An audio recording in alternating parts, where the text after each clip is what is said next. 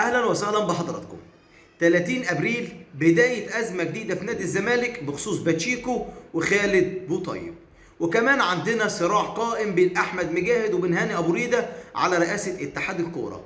كمان عندي مفاجاه من العيار التقيل، عوده 4 لعيبه من النادي الاهلي في امام مباراه مازيمبي في اياب نصف نهائي دوري ابطال افريقيا. تعالوا بقى نروح لاول خبر معانا النهارده، بس في البدايه بعد اذنكم اعملوا لايك للفيديو، اشتركوا في القناه، فعلوا جرس الاشعارات عشان انشر مزيد من الفيديوهات.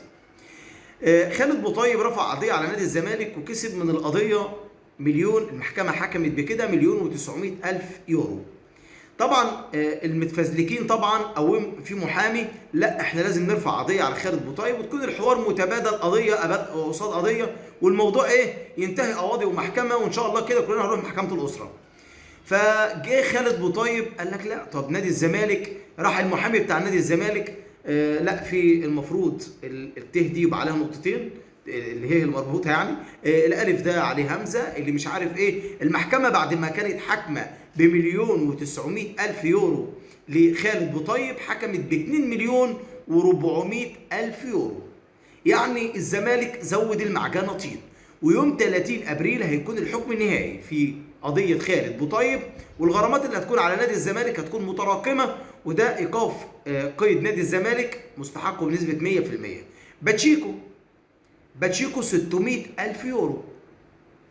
كل دي فلوس متلتله على نادي الزمالك، والمفروض يعني ان يكون في حد من المسؤولين يحاول يحل مشاكل نادي الزمالك اللي اتلخبطت اليومين دول.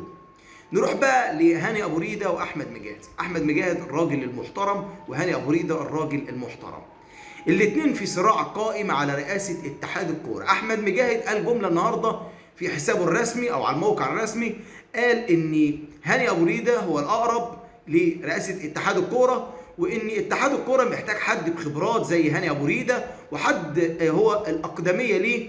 لكن انا طبعا بعد هاني ابو ريده لو رفض انه يترشح في رئاسه اتحاد الكوره، فانا هكون من الاوائل المرشحين لرئاسه اتحاد الكوره. نروح بقى لمباراه الاهلي ومازيمبي، والاهلي في ازمه في 3 حراس. الاهلي المفروض الشناوي يكون مشارك، لكن الشناوي شارك تدريبات كده على الهامش، تدريبات خفيفه بعيدا عن التقسيمه بتاعه مارسيل كولر. انا في وجهه نظري ان كولر بيتك على اللاعب اللي يتصاب شويه، يعني بيخليه يريح شويه. لكن النهارده مفاجاه من العيار التقيل، 4 رجعوا تدريبات النادي الاهلي وبشكل رسمي، ان شاء الله يكونوا مشاركين في مباراه مازيمبي، عشان الاهلي المطلوب منه انه يفوز عشان نصعد ونتاهل باريحيه لنصف نهائي دوري ابطال افريقيا، والا هنكون كل سنه وحضراتكم طيبين. طيب ديانج، امام عاشور طبعا رجع بسرعه جدا. انا بصراحه ما اتخيلش ان امام عاشور الاصابه اللي في الكتف ترجعه بالطريقه دي. امام عاشور رجع الحمد لله. كوكا ورضا سليم جاهزين لمباراه مازيمبي.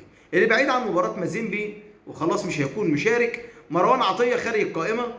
طبعا زي ما قلت لحضراتكم ان كولر بيحب يصبر، ومروان عطيه شارك النهارده في التدريب، ولكن مش بشكل اللي هو هينفع تكون معانا في المباراه.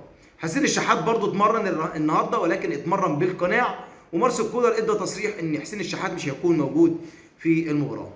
طيب النهارده هيكون موجود في المباراه بتاعه مازيمبي، وبالتاكيد النهارده كانوا بيتكلموا في النادي الاهلي، وعلى موقع النادي الاهلي الرسمي مارسيل كولر قال ان الشناوي هيكون مشارك في مباراه مازيمبي. طيب انا دلوقتي بخصوص حكم نادي الزمالك ومباراه مازيمبي، نعدي بقى مباراه مازيمبي بتاعت النادي الاهلي وانا هقول لحضراتكم على الميعاد بتاعها، لكن نرجع بقى لمشكله نادي الزمالك بتاعت 30 ابريل بتاعت باتشيكو وخالد بوطيب. كل مستحقات اللعيبه لازما وحتما تتسدد، دي احكام صادره ضدك. الزمالك كل سنه يقف قيد، تقف لعيبه، يقف مشارك، مش عارف. لازم يكون في حل من اداره نادي الزمالك. انا بكلمكم كاخ، لكن انا ما عنديش مانع ان الزمالك يكون الافضل. ليه؟ عايزين الدوري عندنا يظهر بالشكل الصح. الاهلي بيلعب نفسه في الدوري، بغض النظر عن كم اخر مباراه لعبهم في الدوري، واهدار النقاط المتكرر بسبب الغيابات والاصابات وضغط اللعيبه في اكتر من بطوله مشاركه فيها. كل ده برضو محجم اللعيبه في دايره مقفوله.